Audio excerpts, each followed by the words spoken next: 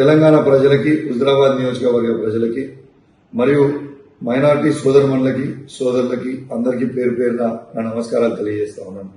సమ్మక్క జాతర అని మా సొంత గ్రామం వీణవంకలో జరుగుతుంది.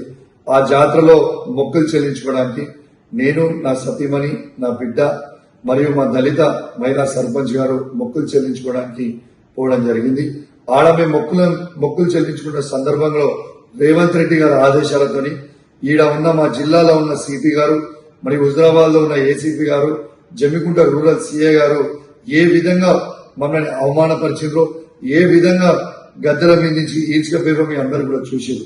ఆ ఫ్రస్ట్రేషన్ లో నేను సిపి గారిని ఒక మాట అనడం జరిగింది. కానీ నేను ఏ కులాన్నో ఏ మతాన్నో కించపరచడానికో నేను అట్లాంటి స్టేట్మెంట్ చేయలేదు. నా ఉద్దేశము అది కాదని కూడా మీ అందరికి కూడా తెలియజేస్తా ఉన్నాను. ఇలా ఒక్కసారి ఆలోచన చేయండి. ఆ ఫ్రస్ట్రేషన్ లో, ఆ ప్రెషర్ లో, ఆ టార్చర్ లో నేను ఒక మాట స్లిప్ అయితే కావచ్చు. కానీ నేను వాళ్ళందరికీ కూడా దానివల్ల ఎవరికన్నా వాళ్ళ మనోభావాలు దెబ్బతింటే వాళ్ళని నేను పర్సనల్ గా అప్లై చేస్తూ సెలవు తీసుకుంటా ఉన్నాను. జై తెలంగాణ, జై కేసీఆర్.